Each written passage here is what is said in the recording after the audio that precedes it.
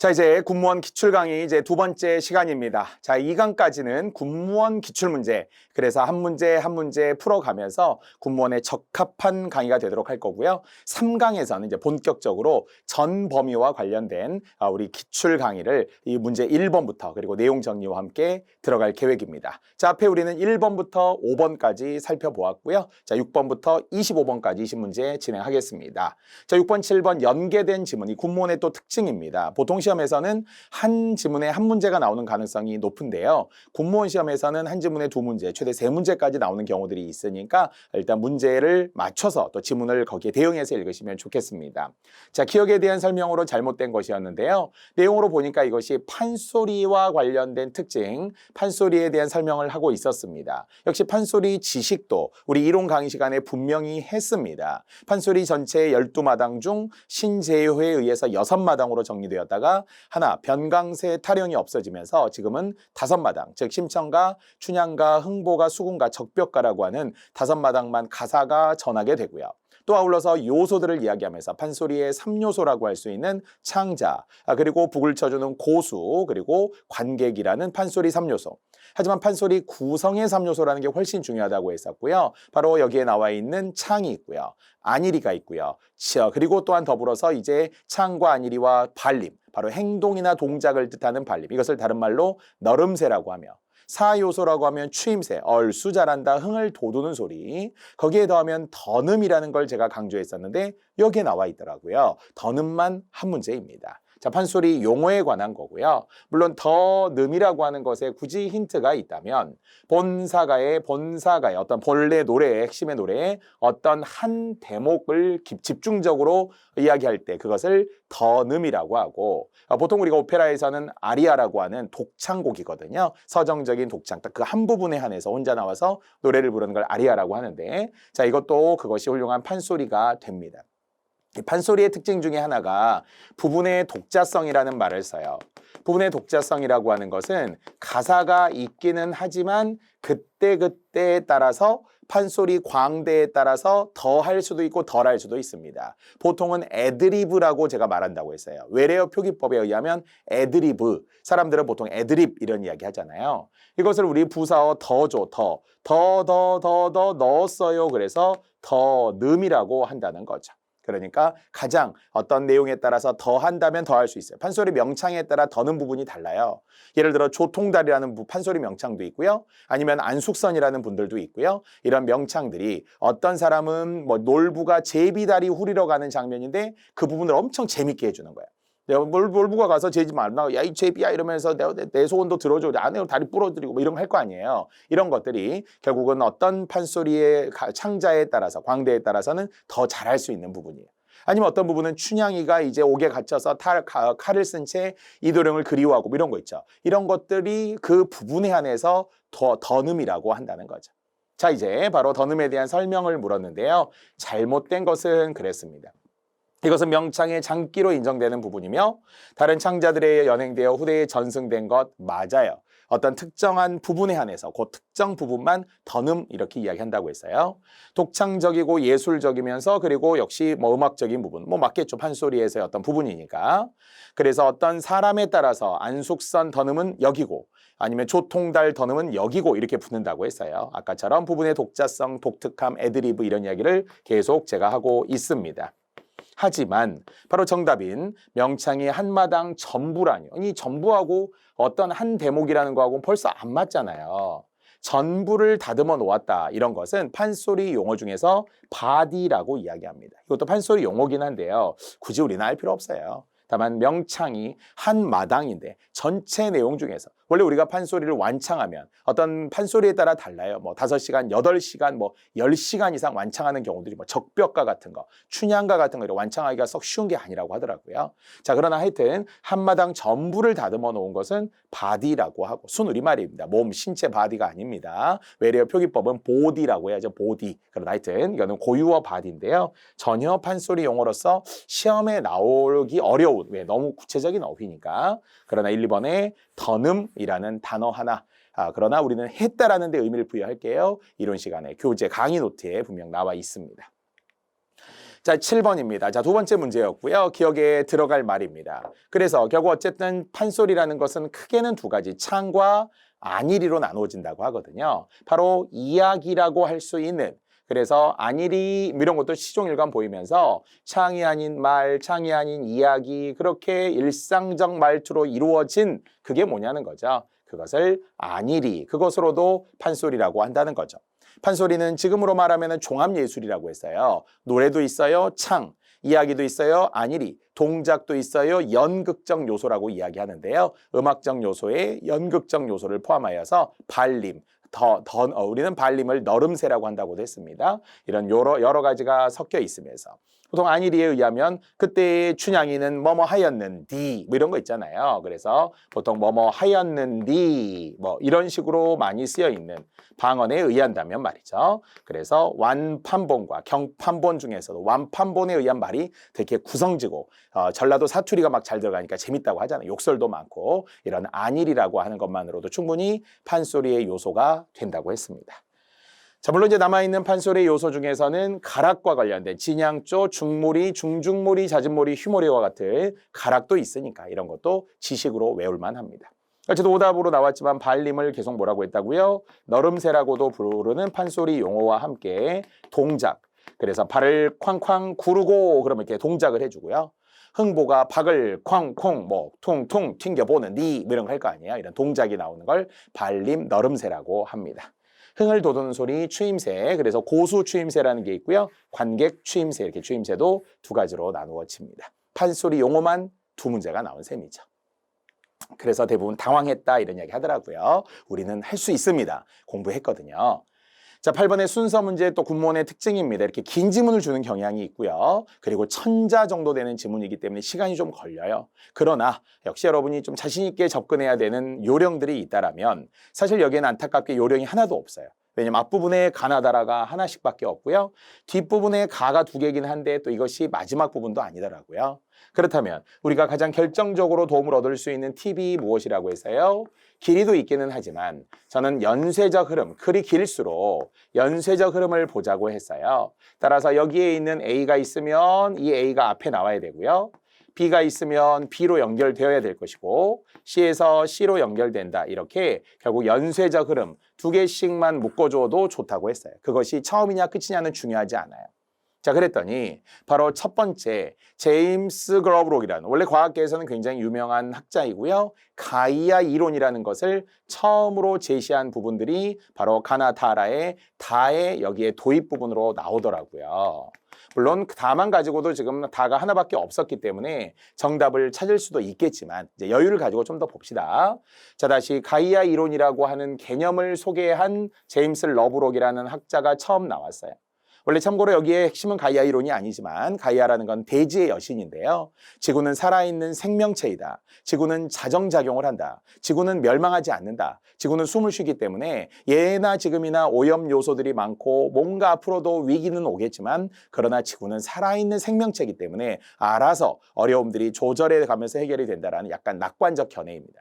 물론 완전 낙관적이라고 하기는 어렵지만 과거에 우리가 지구의 멸망이라든지 우려하는 것에 비춰보면 좀 희망적인 요소는 있어요. 다만 이건 좀 추상적인 견해예요. 왜냐하면 어떻게 지구가 살아있는 생명체예요. 지구는 생명체가 아니죠. 사람들이 모여있는 그냥 말 그대로 이야기하는 별 중에 하나일 뿐이잖아요. 항성인 태양을 도는 행성의 하나일 뿐인 것이지 그것이 어떻게 생명체겠어요. 이런 것처럼 약간 논리적으로 말하면 말이 안 맞지만 어쨌든 약간 낙관적인 견해를 폈던 제임스 러브록인데 자, 소재는 바로 인공지능, 흔히 말하는 AI 로봇에 관한 이야기를 하면서 이 글 자체가 결국 주제가 여기 있는 거예요. 지구의 최상위층 자리를 내줄 수 있다고 경고하는 것. 당연히 우리가 생각하는 인공지능 AI가 오히려 우리 인간보다 더 나을 수 있는 우려가 바둑에서도 이세돌이를 이겼던 바로 알파고 이야기들부터 시작하여서 무수히 많은 SF 영화들에 의한다면 디스토피아, 우울한 미래 이야기들. 그래서 우리가 인간이 로봇에게 지배를 당하게 되잖아요. 인간의 사고와 인간보다 훨씬 신체적으로도 우수한 결국 표본치의 AI들이 더 나오게 되죠. 심지어는 창의력까지도 가게 되는 인공지능에 대한 우려가 있어요. 자, 다만 어쨌든 이제 우리가 만들었다라는 것에 대한 우리의 이제 희망을 더 생각을 하고 싶은 거죠, 우리는. 자, 그래서 제임스 러브록이 이제 노바세라는 노바세라는 거는 뒤에 설명을 보니까 새 시대, 그러니까 뉴 이어의 개념인가 봐요. 그래서 노바세라고 하는 게 어떤 영어이긴 하지만 새 시대라는 것에 대해서 나와 어떤 책에서 이야기를 했다는 거죠. 자, 그러면서 결국 인간은 약해질 것이고 결국 스스로 설계하고 만든 AI, 로봇들이 더 우위에 설 것이다라고 경계했다. 그것이 바로 사이보그라고 하는 겁니다. 사이보그가 우리를 막 공격하고 파괴하고 죽이는 어떤 로봇이라고 말할 수 있는 사이보그도 있겠지만 정신적으로까지 더 무장될 수 있는 로봇 사이보그가 출현할 가능성이 있다고 경고했다라는 거예요. 우려했다라는 거예요. 이것이 바로 도입 부분이 됩니다. 그러면 이제 어디를 찾아야 된다고요? 비슷한 키워드가 나와 있는 제임스 러브록이 말하는 사이보그. 저는 여기다 사이보그라는 단어만 넣어볼게요. 그러면 사이보그가 시작이 된 부분을 찾아보자는 거죠. 물론 사이보그라는 것의 앞부분이 여기에서도 나오고요. 그 다음에 사이보그라는 것도 있기는 하지만 결론적으로 제임스 러브록이 말하는 사이보그 이야기가 전개된 바로 여기네요. 도입에서 전개된 다에서 가로 갔어요. 물론 다에서 가만 가지고도 계속 정답은 이미 나왔기 때문에 큰 의미는 없어 보이기는 하지만 어쨌든 다에서의 인공지능과 사이보그까지, 자, 사이보그로 시작해서 어디까지 또 한번 가야 되겠어요? 역시 노바세. 그래서 이것은 결국 AI 로봇에 가깝고 진화적인 전환으로 우위에 설 것이다. 이렇게 가면 되겠네요. 자, 그러면 다시 키워드 중에서는 노바세라는 것이 지금 앞에서부터 나오기는 했지만 역시 라로 이어지면서 제임스 러브록은 이제 인류의 세상을 말하는 것이 아니라 노바세, 즉 뉴 이어라고 했어요. 새 시대가 이미 시작되었고, 그러면서 알파제로나 알파고라는 언급이 나오기 시작하죠. 정말 단어만 가지고 본다면 노바세가 위에도 있기는 있었지만 노바세로 시작을 해도 좋고요. 또 마지막으로 여기에 알파 제로 같은 것이라고 했으니까 AI 시스템을 말하는 알파 제로 또는 알파고가 이제는 도입에서 전개해서 구체화가 되었다가 맨 마지막에 나로 가면서 이제 마무리가 되는 이 글로서의 마무리. 키워드 찾으셨나요? 바로 처음 나오는 알파 제로와 알파고가 여기에 보이더라라는 거죠. 그래서 결과적으로는 좀 우려하는 이야기예요. 이제 우리보다 더 뛰어난 AI, 인공지능의 로봇들이 또는 그 사이보그라고 하는 게 그냥 우리를 파괴하는 공격적인 어떤 로봇을 말하는 게 아니라 더 중무장되어 있는 알파고가 나오게 되면서 좀 우려가 되고 경계한다라는 겁니다. 자, 그런데 놀랍게도 이 지문이 원래 어디에 있는 거냐면요. 서울신문이던데요. 신문에 사설로 칼럼으로 이미 나왔어요. 기사로 나왔다는 거죠. 그래서 시험이 시작되기 전입니다. 2019년 8월에 이미 신문에 나와 있어요. 그래서 그것을 출제진들이 신문에 나와 있는 어떤 기사들을 가지고 이렇게 문제화한 거죠. 역시 충분히 시사적인 거. 그래서 평소에도 여러분이 비문학 순서 문제 같은 것도 신문이나 다양한 명저 등을 통해서 연습하고 관심을 가져보는 것도 좋습니다. 자, 큰 힌트라고 할 수 없지만 키워드로 지금 연결했어요. 나와 가의 키워드 교집합, 가와 라의 교집합, 라와 나의 교집합을 저는 머리와 꼬리만 가지고도 이미 반복되고 있다는 것을 확신할 수 있었습니다. 이미 10가지의 순서 문제 팁이 있었고요. 특히 순서 문제가 문단 간의 관계 이렇게 나올 때가 표면적으로는 어렵기는 하지만 오히려 자신감을 갖고 풀면 실질적으로 어려운 건 아닐 수 있다. 왜? 이렇게 공식화되는 글들이 많으니까 그렇습니다. 자, 순서 문제였고요. 9번으로 가겠습니다. 역시 군무원이 좋아하는 합성어, 파생어, 문법 문제입니다. 문제 자체 단어의 형성 방법으로 나왔고요. 단어 형성 방법 중에서는 결국 단일어 복합어도 있지만 합성어, 파생어. 자, 그랬더니 우리가 눈에 보이는 바로 그것 1번에 노푸르다가 보입니다. 자, 노푸르다는 높다, 푸르다가 결합된 기본형 두 개. 따라서 어근과 어근, 즉 실질과 실질로 연결되어 있기 때문에 합성어가 됩니다.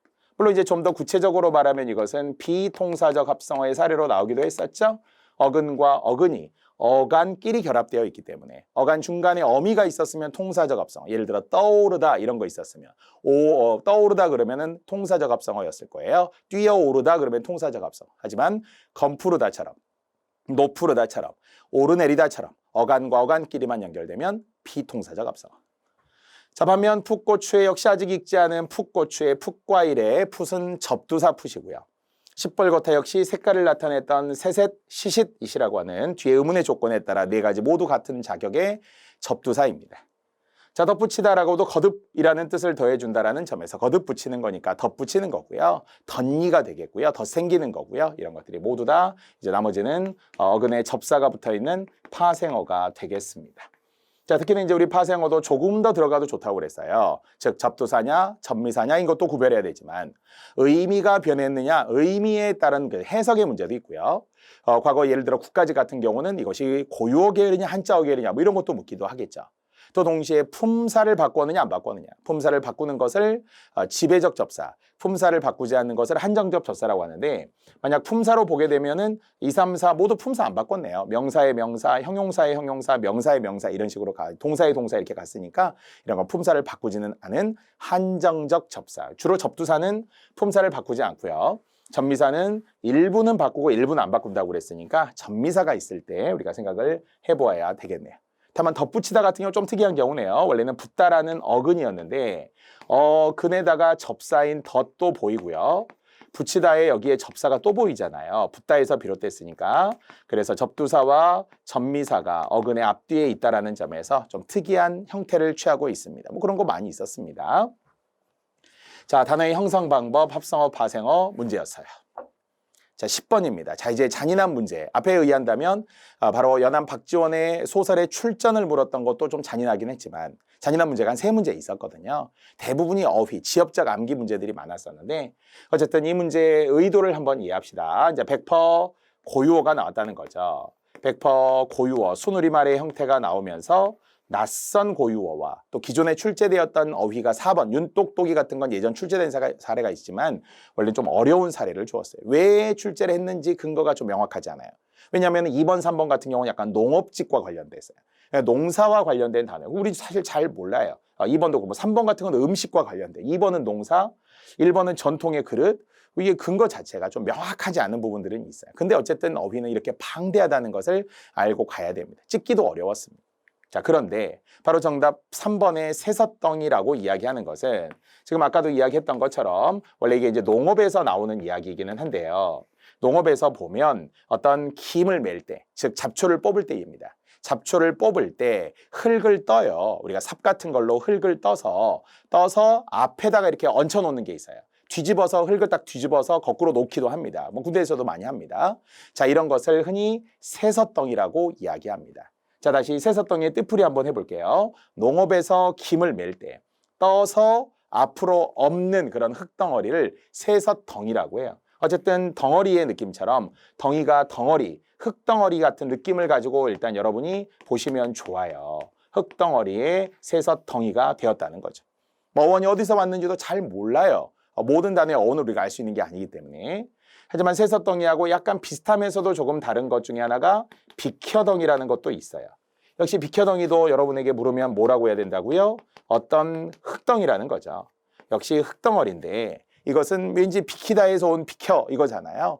따라서 비슷한 느낌의 김을 맬 때 떠서 옆으로 엎어놓는 거. 옆으로 엎어놓으면 비켜덩이, 앞으로 엎어놓으면 새서덩이라고 합니다. 설명하면서도 왜 이렇게 단어를 설명해야 되는지 잘 모르겠어요.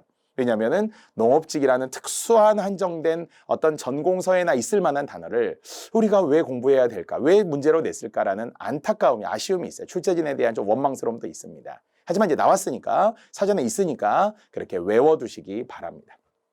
자, 그럼 아까 우리가 했던 단어 있잖아요. 계피떡 세 덩어리를 붙여서 만든 떡을 말하는데 보통 계피떡 덩어리. 계피떡이라는 게 뭐예요? 우리가 반달 모양으로 돼 있어서 붙지 말라고 참기름으로 이렇게 발라놓고 반질반질하게 돼 있는 거, 그게 계피떡이잖아요. 맛있잖아요. 그런데 이걸 3개를 붙여 놓아요. 그럼 이것을 새뿌치라고 합니다. 원래는 2개 붙이면 뭐 두부치 뭐 이런 것도 있어요. 근데 3개를 붙여서. 근데 현재 이게 없대요. 없고요. 요리에 대해서 제가 책자를 살펴보았더니 옛날에 있었다고 전해집니다. 그런데 굳이 말하면 3개를 붙여놓으면 새뿌치 이렇게 한다는 거예요. 이것도 정말 안타깝습니다. 왜 나왔는지는 잘 모르겠지만 그래서 아까 새서덩이라는 거 글자만 써놔도 뭔지 잘 모르겠어요. 새서덩이라는 게 있었고요. 그리고 3개를 붙여놓았기 때문에 새뿌치라고 했다라는 거죠. 아무런 관계가 없습니다. 얘는 흙덩어리에 대한 이야기고요. 떠서 앞으로 엎었다고 했어요. 얘는 그냥 3개를 붙여놓았으니까 새뿌치다. 계피떡 3개 말이죠. 자, 이래서 낯선 고유어였던 거 분명하고요. 하지만 1번 같은 경우 소래기, 이게 바로 우리 이론서에 나옵니다. 이론서 2권에 나와요. 그리고 바로 제가 낯선 고유어라는 것을 수업 시간에 강조했어요. 물론 낯선 고유어가 500개로 많다면 많고 적다면 적지만 그래도 분명 우리는 고유어 파트 중에 낯선 고유어라고 정리하는 책이 거의 없습니다. 그래서 기존에 기출되었던 200개 이상, 바로 여기 4번에도 있더라는 거죠. 자, 이론서 2권에 의하면 이제 기출 고유어가 있었어요. 그래서 만약에 저는 이제 근거로 삼고 싶다면 4개 중에 2개는 책에 있는 거예요. 그러면 그래도 우리가 범위를 좁혀야 된다. 뭐 황당해, 당황스러워 이렇게 하기보다도. 특히 일본의 소레이 같은 경우는 시험의 기준에 한 번도 나온 적이 없었기 때문에 저는 자신 있게 또 이야기해요. 우리 이론서에 있다고. 분명히 그래도 낯선 고유어도 가나다로 정리했으니까 여러분이 틈틈이 읽어보세요. 공무원 시험을 위해서는 더 그렇습니다. 자, 소래기라는 것은 식당 이름이기도 한데요. 식당들이 소래기 뭐 이런 게 있더라고요. 뭐 소래포구 이런 거 아닙니다. 이것은 운두가 조금 높고, 운두라고 하는 것은 테두리나 높이를 말하는데요. 그릇 같은 거. 핵심은 질그릇이에요.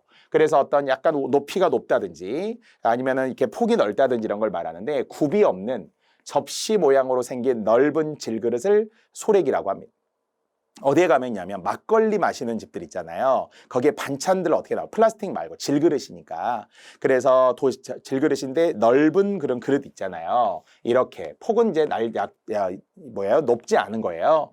그러면서 굽이 없다고 했으니까. 그래서 바닥에 딱 붙어서 여기에 이제 뭐 홍어 무침이라든지 뭐 콩나물이라든지 이런 걸 주는 그런 그릇이 소래기입니다. 자, 이렇게 그냥 가볍게 아시고요. 장북군도 완전 농업에서만 쓰는 말이에요. 가래질을 할 때. 원래 가래질이라고 하는 것이 그런 농기구잖아요. 가래라고 하는 게. 농기구 중에서도 산 모양이 있어서 흙을 이렇게 푸는 거예요. 흙을 퍼서 보통 논밭을 이렇게 경작할 때 한번 엎어야 되잖아요. 그거 할 때 엎어서 이렇게 던져 놓는 거. 이런 걸 가래라고 하죠. 거기서 비롯된 게 행가래라고 했어요. 행가래라는 어원이 가래질하는 동작에서 유래된 건데요. 가래질을 할 때 가래장부를 잡는 사람. 그러니까 이제 가래의 어떤 부분을 말하는 겁니다. 그래서 가래의 어떤 기둥 같은 거, 이런 이렇게 어떤 그 부분 같은 거, 이것을 잡는 사람을 가래를 잡는 사람, 가래장부를 잡는 사람, 이렇게 장북군이라고 합니다. 자, 이렇게 단어들을 다 설명하고 있고요.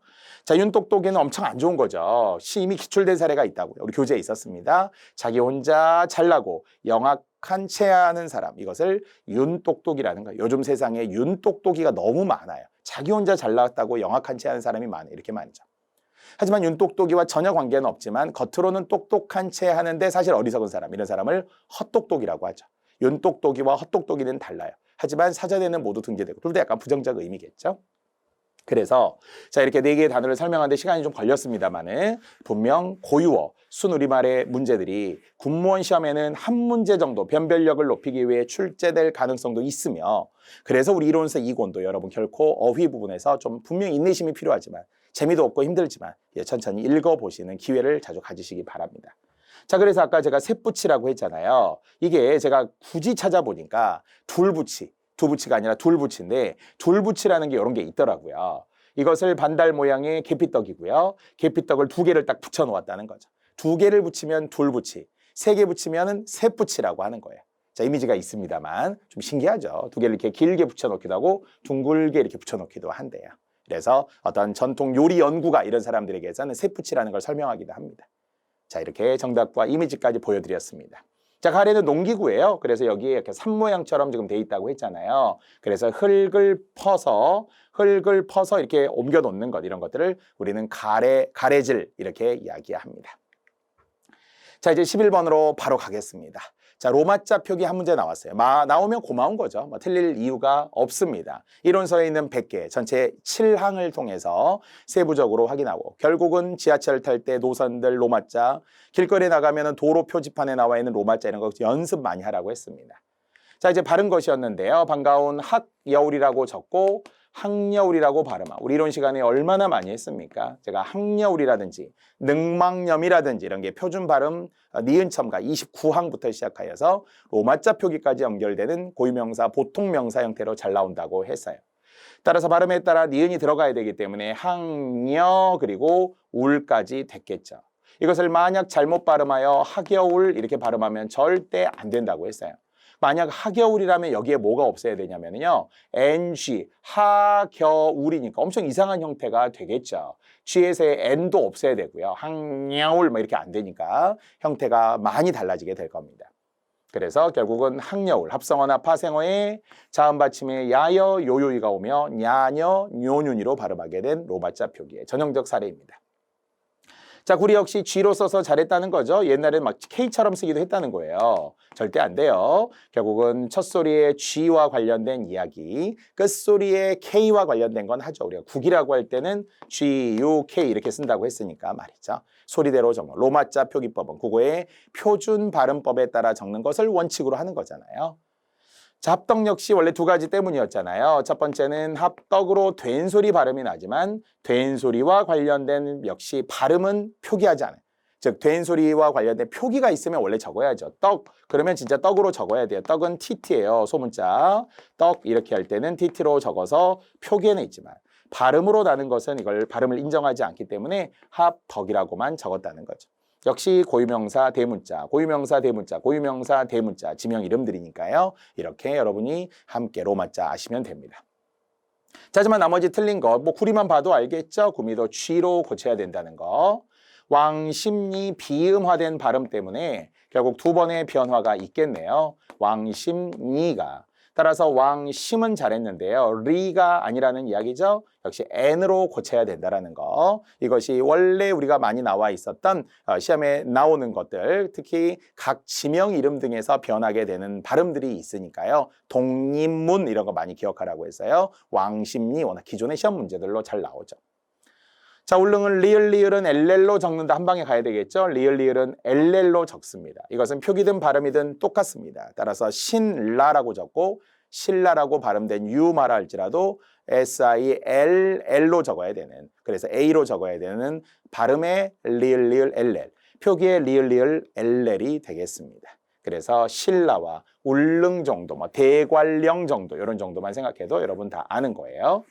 자, 그래서 칠판 보시면 기억, 디귿, 미음을 이렇게 하나씩 고쳤습니다. 구미의 G, 왕심리에서의 N, 그리고 울릉에서의 리을 LL이 되겠습니다. 참고로 리가 만약에 행정구역이었다면, 그래서 시도, 군구, 읍면, 리 할 때 리였다면 붙임표에 RI를 썼을 것이고, 이렇게 고유명사인 왕심리 같은 경우는 그냥 NI만 쓰게 됩니다. 자, 12번입니다. 자, 단어의 쓰임인데요. 자, 이 단어들이 전부 어디에 있었던 단어들이라고요? 역시 한글 맞춤법 규정에 있는 사례들이잖아요. 한글 맞춤법 중에서도 의, 이와 관련된, 그래서 역시 한글 맞춤법이 지금 표기도 있고요. 아니면 의미, 즉 쓰임도 있다라는 거겠죠. 그래, 저도 분명 강조했습니다. 우리 강의 노트에서 설명해드렸던 것처럼 250개 어휘 정리를 제가 해줬다고 했잖아요. 그냥 표기가 맞냐 틀리냐도 있지만 뜻이 맞냐, 뜻이 어떻게 쓰이느냐, 정의는 어떤 거냐 이런 걸 알아야 되는데, 자, 바르지 않은 것은 4번이었습니다. 자, 하도시라는 것도 원래 한글 맞춤법 또는 뭐 표준어 규정에서도 관련이 되지만 하도는 받침이 디귿으로 우리가 발음이 나더라도 디귿으로 적을 근거가 없을 때는 시옷으로 적는다는 규정으로는 나와 있고, 하지만 의미는 언제 입는 옷이라고 해서요. 하도는 겨울에 입는 두툼한 솜옷을 이야기합니다. 겨울에 입는 두툼한 솜옷은 하도시고요. 겨울에 입는 두툼한 바지는 솜바지는 핫바지가 되는 거죠. 자, 그래서 못이라고 하는 것은 주로 여름이잖아요. 여름에 시원하게 입으라고 하는 거고 하도는 겨울에 입는 옷이기 때문에 결국 이게 계절에 맞지 않았다라는 겁니다. 그래서 단어 중에 계절을 수반하는 단어가 있을 때 봄, 여름, 가을, 겨울 어떤 계절인지 여러분이 잘 알고 해석하고, 남자, 여자 성별을 구별하는 농장지경 아들 또는 농아지경 딸 이런 것처럼 성별 구별하는 어휘들도 한자성어도 당연히 추가로 알아야 합니다. 그래서 다시 HOT의 핫해 여름을 말하는 게 아니에요. 겨울에 입는 두툼한 솜옷. 됐죠? 자, 나머지는 다 맞습니다. 그래서 보온이라고 하는 것은 원래 표기와 발음 때문에 많이 강조했고요. 발음은 보온이 자음 플러스 의니까 이로 발음하지만 밤이나 도토리의 속껍질, 알겠죠? 이중모음 또는 의에 관련된 어문 규정으로 나오지만 우리는 의미를 생각하세요. 도토리의 속껍질 맞습니다. 밤이나 속껍질, 도토리, 밤이나 도토리의 속껍질. 자, 닝큼이라는 것도 곱하기에서 하나만 빼도 닝큼. 원래 닝큼이라는 것은 냉큼이라는 것의 큰 말이라고 했어요. 따라서 자음 동화에 의해서 냉큼 받아먹었죠. 누가? 코끼리가 과자를 받아먹듯이 말이에요. 망설이지 않고 바로 뭐 이런 느낌 있잖아요. 이런 것들이 닝큼 또는 냉큼이 되겠습니다. 같아요. 모음조화에 의한 것. 뜻의 차이는 거의 없습니다. 자, 어셈이라는 것도 역시 우리 설명한 바 있습니다. 하도사의 시호처럼 말이에요. 셈을 비긴다라는 거죠. 영어로 말하면 쌤쌤이라고 했어요. 따라서 결국 이익과 손해가 같아지는, 우리 같으면 약간 시험용 어휘 중에는 상쇄 또는 상계라는 단어 때문에 한 적이 있죠. 계산을 비기는 거, 셈을 비기는 거 말이죠. 자, 그래서 외상값 대신에 고구마 어셈을 했으니까 외상값이 1,000원이었으면은 그냥 고구마를 주면서 그냥 그걸로 우리 퉁 치자, 서로 까자 이렇게 되는 거잖아요. 그것을 다시 한번 상쇄라는 단어로 설명하기도 했고요. 상계라는 단어로도 한자어로도 설명할 수 있습니다. 따라서 이미 상쇄라고 하는 것이 상살이 아니라는 것을 워낙 많이 했기 때문에 다시 죽일 살이 아니라 덜 쇠자, 셈을 비긴 거잖아요. 서로 계산을 우리 끝낸 걸로 하자, 이런 걸 상계했다 이렇게 이야기하죠. 이것이 어셈이라고 합니다. 자, 나름의 근거와 어떤 출처 이유를 이야기하는 거예요. 낯선 어휘도 분명히 그래도 이론서에서 확인할 수 있는 게 있고요. 또 판소리에 대한 지식도 필요하고요. 또는 지금처럼 보니, 링크, 머셈, 하도시라는 것이 어문 규정에서 활용된 사례이기 때문에 어문 규정의 어휘의 뜻풀이, 용례, 쓰임도 동시에 알아두면 좋겠습니다. 그래서 만약 하도시라는 것은 겨울에 입는 속옷이라고 했으니까 날씨가 추워서 하옷을 꺼내 입었다. 이렇게 이야기하면 되겠고요. 자, 13번 시조입니다. 그래서 역시 시조는 평소에 우리가 이론으로도 충분히 아는 이야기, 문학 시간에도 했고요. 이미 왕방연의 시조를 통해서 3434, 3434, 3543, 바로 저 물도라고 하는 종장의 삼음절 이야기 반드시 지켜야 된다고 했고요. 나머지는 한두 글자 달라도 되지만 일반적으로 이렇게 3543의 형태를 많이 취한다고 했습니다. 앞에 초장, 중장은 그냥 3434 또는 4444 뭐 이런 거 한두 글자 바뀌어도 전혀 문제가 없어요. 자, 그랬더니 바로 지금 2번에서 다 맞았어요. 3장 6구 45자 내외 3, 4, 4, 4주 음수일까지 맞지만 종장의 첫 음보가 사음절이 아니라 삼음절로 가야 한다 이렇게 설명했습니다. 뭐 당연한 이야기죠. 눈에 보이니까요. 여전히 모든 시조는 100% 사음보이면서 우리 민족이 만든 가장 대표적인, 그러면서 현재까지 이어지면서 누구나 즐길 수 있고 향유계층도 넓었다고 하는 국문학의 대표적인 문학이자 정형시 시조 맞습니다.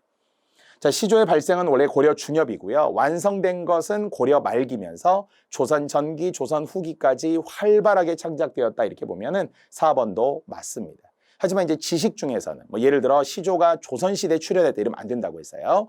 고려 중엽의 발생, 주로 고려 말의 완성, 조선시대의 활발 이렇게 크게 시대에 나눠서 설명하면 되겠습니다. 자, 그래서 이번 삼음절로 고정되어 있다. 이것이 그래서 나중에 뭐에 영향을 준다고 했어요? 가사에 영향을 준다고 했어요. 시조의 3, 4, 4, 4조. 그리고 마지막이 3, 5, 4, 3으로 끝나는 방식은 전기가사, 후기가사. 그중에 이제 전기가사에 바로 이어지게 됩니다. 물론 이제 왕방연은 의금부도사, 단종을 유배지에 맡기고 오는 의금부도사의 시조로서 시험에 나올 수 있는 딱 하나, 저 물이 내 마음 같아서 바로 울면서 간다라고 하는 감정이입 정도. 이런 게 이제 시험에 기존에 나오고요. 다시 참말리 머나먼 길에 고우님을 이별하고 내 마음을 돛대 없어 내가에 앉아서 어린 단종을 이제 유배지에다 맡기고 오니까 영월이던가요? 이렇게 유배지에 돌아오는 길에 내가에 혼자 앉아서 물이 흘러가는 걸 보니까 물이 울면서 가는구나. 저게 임금의 울음 같구나. 내 마음 같구나. 이렇게 이야기하면서 바로 내 마음도 임금님과 같아요. 감정이입에 단종과 이별한 슬픔을 다룬 의금부 도사 왕방연의 시조라고 합니다. 자, 14번입니다. 자, 맞춤법 문제 역시 우리가 충분히 표준어 규정에서 다 했던 것들이에요. 반가운 위아래 구별이 있으면 with, 위아래 구별이 없으면 would, 거센 소리, 된 소리 앞에서는 we. 이거 한 방에 끝나는 거죠. 자, 그래서 맞는 것은 세 가지. 여기서 우옷이라고 하는 것은 위아래 구별이 없는 겉옷을 이야기하는 거죠. 하지만 만약에 위아래가 있어서 위옷이라고 했다면 그것은 상의를 나타내는 거고 반대는 하인 아래 옷이라는 게 있어요. 하지만 표준어 규정에서는 거의 우옷만 거의 시험에 나와요. 겉옷의 개념이지. 이것이 상의를 말하는 건 아니죠. 날씨가 추우니까 원래 상의도 있었는데 위에 잠바 같은 거, 점퍼 같은 거, 재킷 같은 거 이런 거를 걸쳐 입었다라는 겉옷입니다. 자, 역시 몸에서는 위아래 몸이 있으니까요. 우리가 윗몸, 아랫몸 이렇게 이야기하면 되겠죠. 윗몸, 아랫몸 알겠죠? 하지만 역시 반대의 개념엔 아랫몸과 함께 비교해도 뭐 충분히 이해가 될 것 같고요. 자, 미음에서는 윗입술, 아랫입술 뭐 편안합니다. 위아래 구별이 있는 두 가지까지. 자, 그러나 나머지 오답을 보니까 위쪽은 역시 된 소리가 왔기 때문에 시옷이 있으면 안 되겠죠? 위쪽, 아래쪽, 역시 위편, 아래편 우리 엄청 많이 했던 거예요. 위층, 아래층, 시옷이 없어야 합니다. 자, 이제는 윗도리가 되어야 되겠죠? 이때 윗도리는 아랫도리의 반대 개념, 따라서 윗도리, 아랫도리 이렇게 이야기한다고 했습니다. 자, 이래서 결국 나머지 틀린 것들까지 포함해서 모두 고쳐보았습니다. 위쪽, 윗도리 말이죠. 자, 15번입니다. 자, 복수표준어입니다. 자, 복수표준어 하면 우리는 항목상 26항이 생각이 나고요. 물론 26항에 있는 예만 178개. 그래서 2개만 곱하기를 하더라도 최소한 350개 가까이 나온다고 했어요. 그런데 심지어는 3개도 있고 막 4개도 있는 복수표준어들이 있으니까요. 26항은 특히 잘 보라고 제가 강조했었는데요. 그러나 역시 단수표준어, 즉 25항에 있는 사례였잖아요. 25항은 단수표준어 많이, 26항은 복수표준어 많이가 있는 거라서 샛별은 표준어, 그러나 새벽별은 표준어가 아니다 이렇게 하면 돼요. 샛별이라는 것은 새로 돋는 별이다. 그래서 동쪽에서 새로 뜨는 별을 샛별이라고 이야기하고요. 그래서 원래 샛별은 합성어라고 보기도 해요. 새 시옷이 들어갔다 이렇게 봐요. 물론 어원상에서 여러 가지가 있어서 시험엔 잘 안 나오긴 하지만 샛별은 보통 금성의 같은 말이에요. 그러니까 고유어는 샛별이고요. 한자어는 금성이라고 하는 별을 이야기하고 아니면 어떤 연예인들 막 샛별처럼 등장했다, 반짝이면서 등장했다 뭐 이럴 수 있잖아요. 그러나 왠지 이게 새벽이라는 어감처럼 보여요. 새가 있으니까 아무 관계 없습니다. 새벽별이라는 거하고는 아무런 관련이 없어요. 새벽별 자체가 애초에 표준어가 아니기 때문에 의미상으로는 뭐 효성 이런 게 있어요. 새벽 효자를 써서. 하지만 샛별이라는 금성으로 역시 우리가 표준어로 아시기 바랍니다. 나머지는 어감상 크게 부담이 없어서요. 욕심꾸러기, 욕심쟁이 또는 멀찌감치, 멀찌가니, 멀찍이라고 하면은 총 3개의 복수표준어가 있죠. 부사로 멀찌감치 앉았다는 거죠. 멀찌가니 앉았다는 거예요. 멀찍이 앉았다는 거예요. 하지만 만약 틀리려면 이걸 소리대로 써서 멀찍이 이러면 안 되겠죠. 멀찍 플러스 전미사 이, 오뚝이, 더욱이와 같은 방식이 되겠습니다. 일찍이처럼 제가끔, 제각기, 제각각 이런 것도 역시 총 3개의 표준어가 되기 때문에 2개 플러스 3개. 그래서 우리는 3개의 표준어들은 또 3개대로 제가 함께 따로 우리 강의 노트에 정리해주고 또 강의도 해드리기도 했었습니다. 자, 15번 복수 표준어였고요.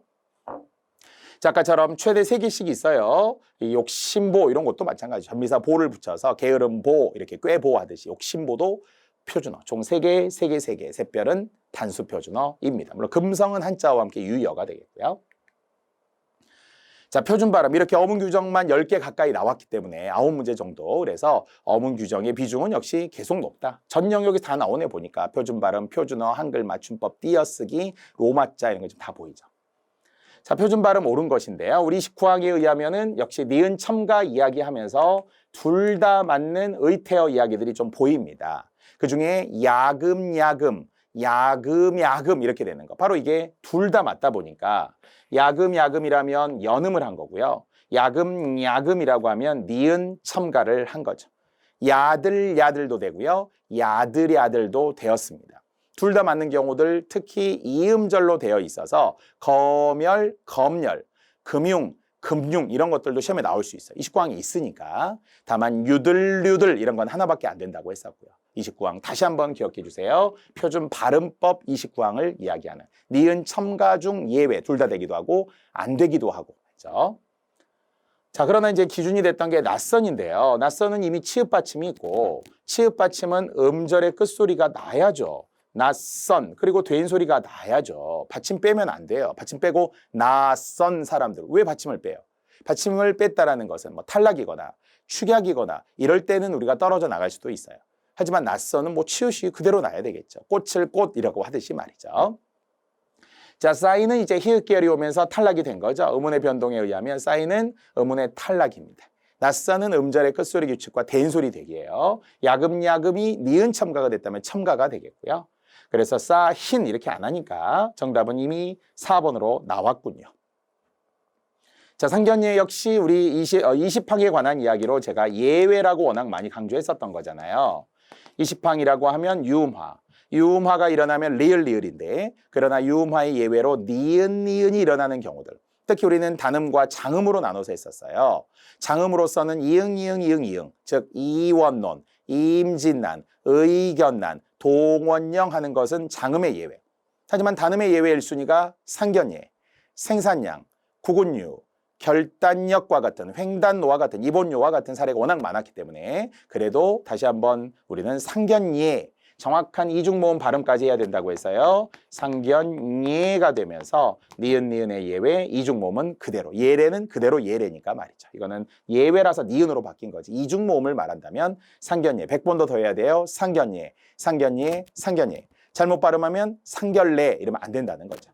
그래서 상견례까지 포함하여 모두 맞는 것은 4번이 되겠습니다. 사실 이 문제를 보면서도 느껴요. 나올 게 나온다. 결국 우리가 나올 수 있는 게 나왔다. 이런 생각이 듭니다. 자, 16번에 4번이고요. 자, 그래서 4번은 둘 다 맞다라는 것 이렇게 더 추가로 넣어 보았습니다. 자, 17번, 19번입니다. 세 문제나 연결되어 있기는 한데요. 첫 번째, 보기의 지문이 들어가기에 알맞은 곳입니다. 사실 넓게 보면 이것은 모두 언어의 변화와 관련된, 사실 바로 뒤에 정답 나오는 것처럼 누구나 다 알고 있는 역사성이에요. 신생, 성장, 소멸 말이죠. 근데 이 글에서 쓰였던 단어 하나가 또 저를 반갑게 했어요. 바로 공시적이다, 공시태라는 말, 통시적이다, 통시태라는 말, 이게 되게 반갑더라고요.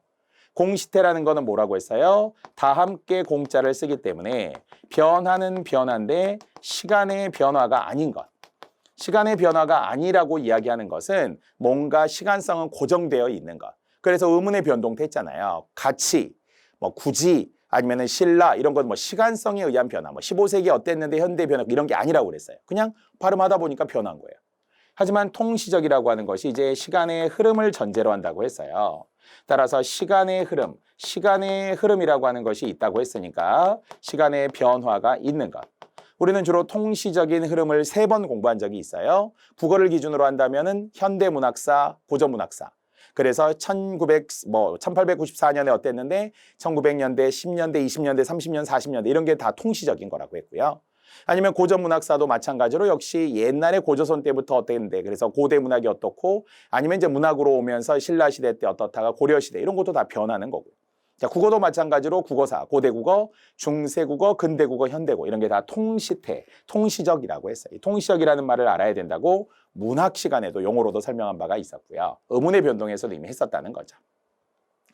자, 그래서 모든 것은 시간의 흐름에 따라 끊임없이 변하며 언어도 변하며 그래서 의문의 변화, 형태의 변화, 통사의 변화, 의미의 변화 뭐 엄청 많이 변하겠죠.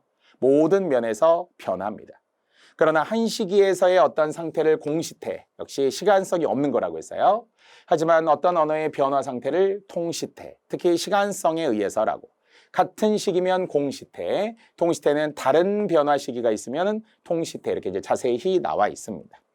자, 그런데 지금 17번 보기 문제를 보니까요. 첫 번째 힌트가 하나, 이러한 언어의 변화라는 게 하나.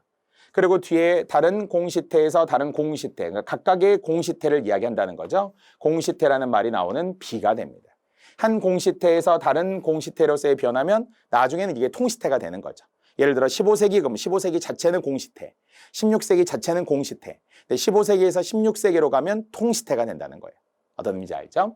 자, 그래서 결국은 두 가지의 단어가 모두 사용되어 있는 언어는 변합니다라고 하는 것이 결국은 A라고 한다면 그 밑에서의 공시태가 나와 있었던 B가 여기에 다 있기 때문에 결론적으로 가와 나 사이에 보기가 들어가야 한다라는 뒤에 17번의 문제를 바로 주어도 되겠습니다. 이러한 언어의 변화부터 공시태까지 정답은 가와 나 사이, 가, 쥐라는 정답 1번이 되는 게 17번 문제였고요. 자, 물론 이제 언어에서의 역사적인 변화 요인들과 다 관련이 되겠죠. 그래서 공시태라는 게 딱 하나의 시기로 고정됐다기보다는 다른 시기로 넘어가는, 그래서 보통 이제 통시적인 변화들까지 함께 설명을 해야 할 겁니다. 언어의 다양한 변화들을 우리 국어의 언어의 역사성부터 시작하고 고대 국어, 중세 국어, 근대 국어의 국어사에서도 또 설명을 해본 적이 있었습니다. 자, 18번 쉬웠기 때문에 그래서 언어의 변화, 역사성을, 특히 역사성을 우리 언어에서는 신생, 성장, 소멸 세 가지 모두 봤잖아요. 단어가 새로 생겨도 역사성, 단어가 사라져도 역사성, 단어의 뜻이 변해도 역사성 말이죠. 그래도 반가웠던 자의성, 사회성, 창조성까지 언어의 특성 때 정말 많이 했습니다. 자, 마지막 19번이고요. 이제 통시태에 해당하지 않으니까 공시태를 찾으면 되겠는데요. 공시태는 특정한 시기, 통시태는 역사적인 변화. 자, 그랬더니 바로 정답 3번에서는 신조어가 등장했다라는 것은 그냥 어떤 한 시대에 등장을 했다는 거예요. 방언의 실현이라는 것도 그냥 방언이 있다라는 거예요. 이걸 역사적 흐름으로 지금 설명한 게 아니에요. 이것은 공시태에 가깝다는 거죠. 왜냐하면 특정한 어떤 시기잖아요. 우리도 예를 들어서 뭐 몇 년도의 신조어, 그럼 뭐예요? 그냥 그 해에 한한 거죠. 뭔가 어휘가 변했다라는 시간성을 말하는 게 아니에요. 신조어가 딱 등장했네, 이때. 딱 어느 시기에 등장을 한 거잖아요. 그냥 방언이라는 것도 그냥 이 시기에 방언이 뭘까 조사해 보는 거죠. 방언의 역사를 추적하겠다는 게 아니에요. 그냥 딱 요 시기에 나온 걸 이야기하는 거예요. 존재하는 걸 이야기합니다. 하지만 반가운 것이 결과적으로 이런 게 어떻게 시간에 따라 변했어요. 자, 이런 것도 결국 시간에 따라 아래아나 순경은 비읍 등이 어떻게 변했어요. 사실 3번을 제외한 나머지가 모두 변화라는 단어가 있던데요. 변화가 있으면 물론 다 통시태라고 말할 수는 없는데, 그러나 그래도 전체적으로 어떤 시간성에서 A 시기에서 B 시기로, B 시기에서 C 시기로 가는 것을 통시태라고 할 수 있습니다. 자, 오늘 변화와 관련된 글이었고요. 한 지문에 최대 3문제까지 나왔습니다. 자, 이제 20번 두 번째 띄어쓰기 문제예요. 아까는 48, 49, 50항을 주었었고요. 역시 우리가 알만한 사례들입니다. 그중에 옳은 것은 3번 바로 41항에 나와 있는 사례를 거의 그대로 주었더라고요. 조사는 그 앞말에 붙여 쓰는데 조사는 조사끼리도 붙여 쓰게 되는 거죠. 심지어는 단어의 개수로 설명하면 4개의 단어. 왜? 조사가 3개니까. 그래서 여기에서부터가 뭐 학교에서만이라도 들어가기는커녕 이런 조사끼리 붙여 쓰는 것 중에 시험에 중복되는 사례예요. 그래서 평이한 겁니다. 이런 거 틀려서는 안 돼요. 여기에서부터가의 조사가 지금 모두 붙었다 이렇게 볼 수 있고요. 뭐 서울입니다를 붙지는 않았겠죠. 서술격 조사 이다까지. 자, 반면 틀린 게 하나씩 있습니다. 그중에 14지 20명 할 때 내지라고 하는 것이 두 말을 이어주는 부사라고 했어요. 한자 부사예요. 그래서 이것이 부사라는 것은 결국 띄었어야 된다는 이야기죠. 이것이 원래 우리 이론서에 의하면 14지 11명이라는 예로 나와서 과거 7급 시험에서는 14지도 있었지만 11명을 가지고 함정을 주기도 했으니까 11명도 봐주세요. 내지 두 말을 이어주는 부사. 그중에 두 말을 이어주는 부사 중에 원래 이 자리에 들어갔던 게 뭐예요? 뭐 및 또는 그리고 뭐 이런 거 있었잖아요. 이런 게 일반적인 접속 부사.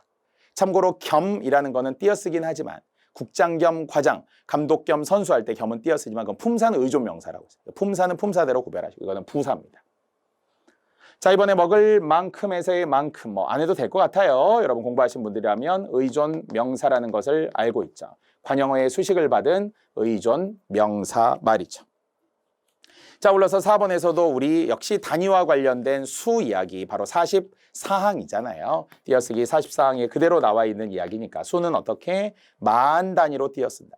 수를 만 단위로 띄어쓴다라고 하는 것은 12억 띄고 3,456만 띄고 7,898. 그러면 여기에서 하나 틀렸다는 이야기죠. 3,456만은 모두 붙여야 된다는 거예요. 1000자리는 다 붙이라는 거죠. 그래서 1부터 0까지의 숫자를 3어절로 띄어쓰어야 된다고 해서요. 12억, 3,456만, 7,890 이런 식으로 만 단위로 띄어쓴다라는 44항까지 추가 설명하지 않아도 여러분들은 압니다. 자, 그래서 고쳤습니다. 역시 14지에서 먹을 만큼에서 3,456만에서 말이죠. 두 번째 띄어쓰기 문제. 저랑도 진짜 많이 했어요. 10대 띄어쓰기도 했고요. 기타라는 것도 했고요. 그 외에도 추가 조항들 47항 이야기, 본보조 이야기도 많이 했었습니다. 자, 21번, 22번입니다. 자, 이제 정철의 3인곡이 나왔어요. 그러니까 군무원이 되게 좋아하는 문학 장르 중에 하나가 바로 가사인데요. 가사도 전기가사, 후기가사 다 생각해야 된다고 했습니다. 따라서 2019년 상반기에는 관동별곡이 해석 문제, 하반기에는 3인곡 해석 문제가, 그 전에는 누황사와 관련된 후기가사의 해석부터 의태어의 사용까지 있었잖아요. 설피, 허위 이런 거 포함하여서.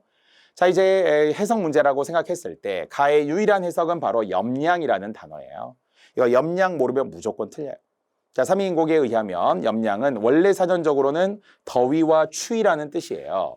왜냐하면 불꽃 염자, 불화자가 2개, 이게 물수변, 이수변, 삼수변 둘 다 맞긴 하는데요. 사전적으로는 더위와 추위라는 이야기며 덥고 춥고가 반복되는 것을 결국 세월이라고 합니다. 세월의 흐름이라는 게 계절의 변화를 포함하고 계절의 변화에 더위와 추위라는 게 계속 되풀이 된다라는 거죠. 그래서 원래는 염량 세태할 때 쓰는 그 염량이 이제 사전적으로 염량 세태라는 게 뭐였어요? 뜨거웠다, 차가웠다 하는 세태. 따라서 결국은 세력이 있으면 따르고 세력이 없어지면 푸대접하는 그런 세상의 인심을 결국 염량 세태라고 한다고 했었잖아요. 그것이 여기서는 세월이라고 해석을 하는 것이 세월이 때를 날아가는 듯 다시 오니 듣거니 보거니 느낄 일도 많기도 많구나. 그러니까 결국 이미 앞에서부터 님과 헤어졌다. 헤어진 지 몇 년이 됐다고 나왔다고요? 3년째 이미 소식이 없습니다.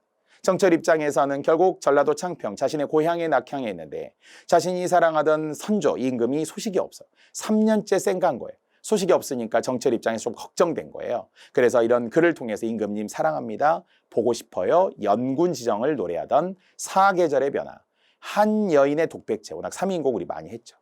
그래서 직접적인 그 단어 세월이라는 단어가 여기에 사용된 유일한 단어더라고요. 4번밖에 없죠. 님에게 연락 없이 세월만 흐르는 것을 안타까워합니다. 그랬겠죠. 나머지는 전혀 관계. 물론 장애물에 대한 원망 같은 것은 송민곡에 나오잖아요. 오디언된 케이션 우리 85위에서 했잖아요. 그래서 방정맞은 닭소리 때문에 잠을 깨고 말았구나. 이런 게 저랑 정말 고전어휘 80과 관련된 어휘들이 괴다, 사랑하다부터 비롯됐고요. 기억 해석합시다. 님은 오직 나를 사랑하시니 괴다. 니은 함께 지내고자 하였더니 디귿 머리가 헝클어진 지 3년이라 뭐 이런 게 있었고요. 다시 리을에서 지나니 눈물이다 뭐 이런 게 있었겠죠.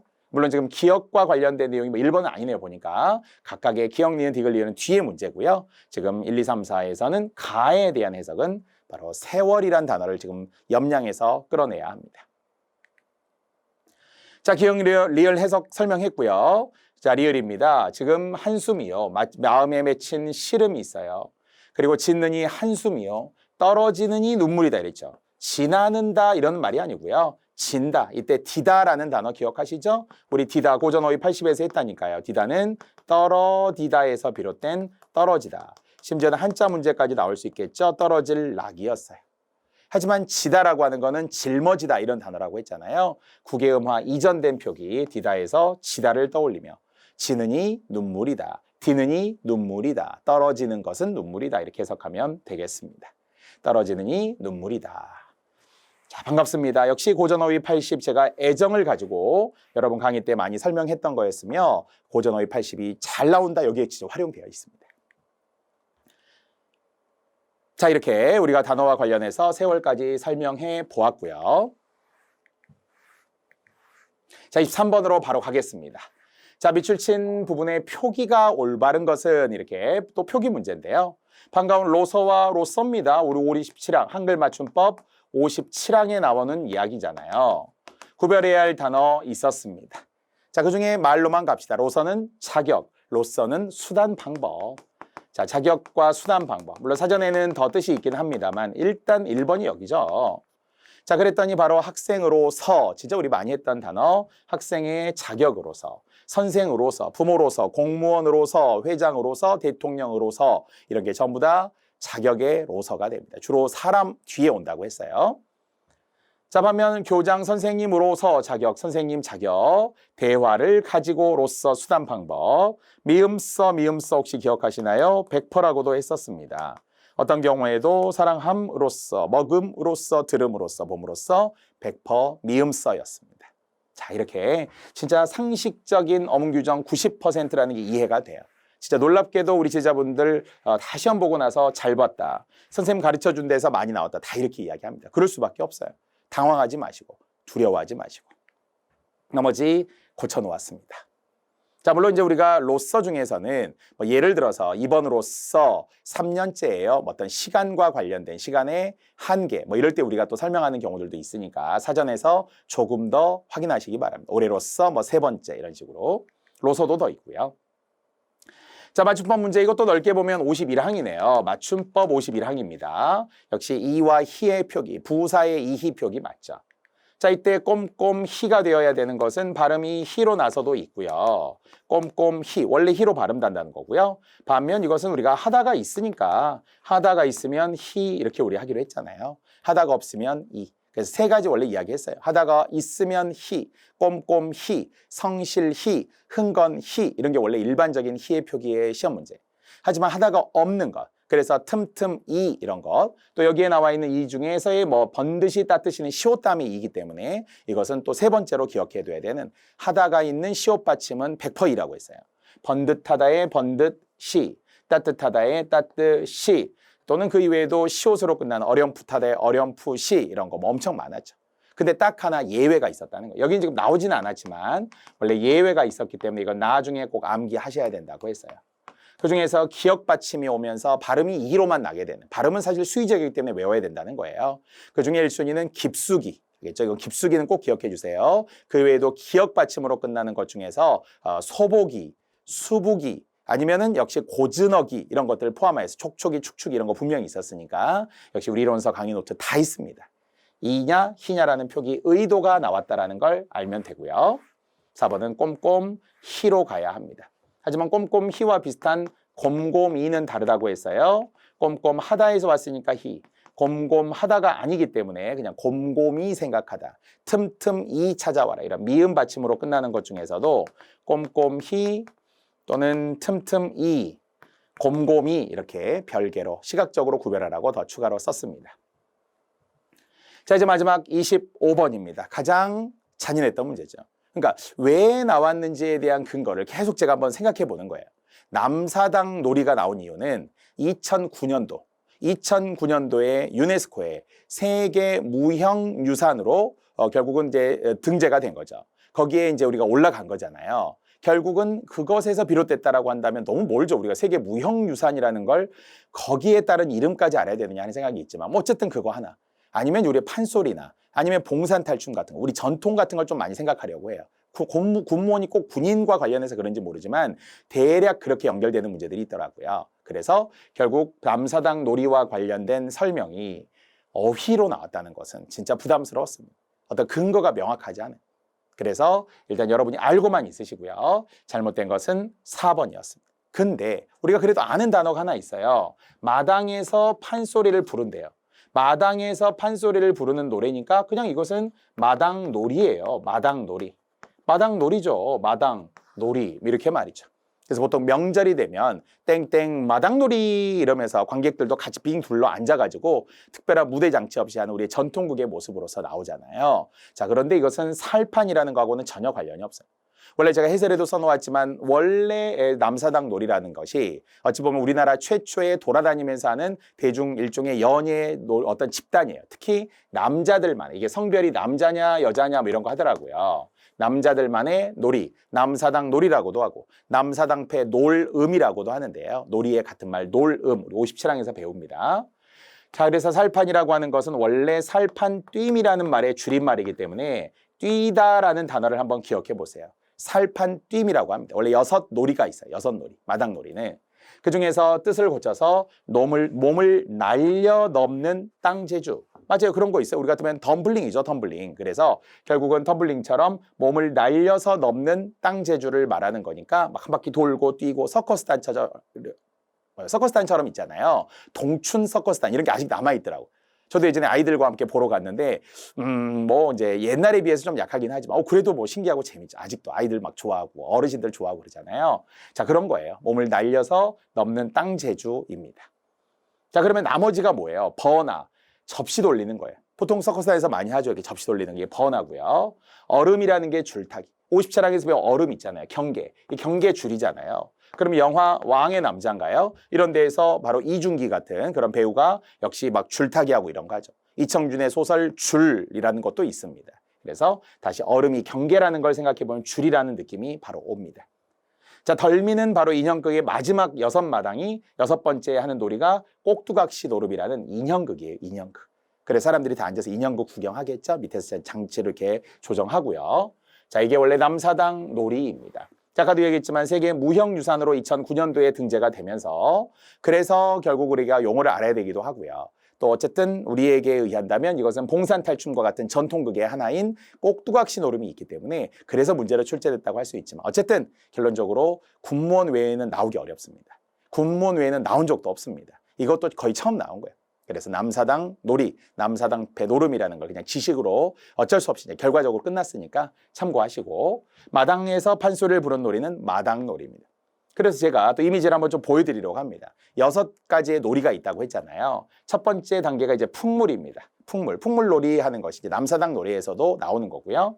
자, 두 번째 바로 이렇게 접시 돌리기 있죠. 위로 한참 서커스단에서 많이 하는 막 코에다 올려놓고 막 2개, 3개 들고 하잖아요. 이런 놀이를 버나라고 합니다. 자, 세 번째 사일판, 뭔지 알겠죠? 공중에서 제비뛰기 하듯이, 그래서 역시 또 돌면서 뛰는 것, 마당에서 돌면서 뛰고 이런 걸 살판뛰기라고 한다고 했어요. 살판뛰기. 세 번째 단계. 자, 네 번째가 얼음이네요. 이렇게 외줄타기라고 이야기했습니다. 아주 높지는 않고요. 외줄타기. 자, 네 번째가 덧배기라고 하는데요. 바로 이 덧배기라고 하는 게 결국 탈춤과 같은 그런 느낌이라고 보면 되겠습니다. 다시 보통 재담 같은 것을 나누고요. 예, 탈춤 놀이예요. 그런 데에서 이제 우리가 굳어진 게 봉산 탈춤, 아니면 하회 별신굿 할 때 하회 탈춤 이런 게 예전에 있었던 거예요. 자, 마지막이 뭐라고 했어요? 이제 이것이 꼭두각시 노름이 되겠습니다. 꼭두각시 인형, 지금 밑에 손으로 장치를 한 거예요. 그것이 덜미라고 합니다. 자, 이렇게 제가 준비는 정말 충분히 했습니다.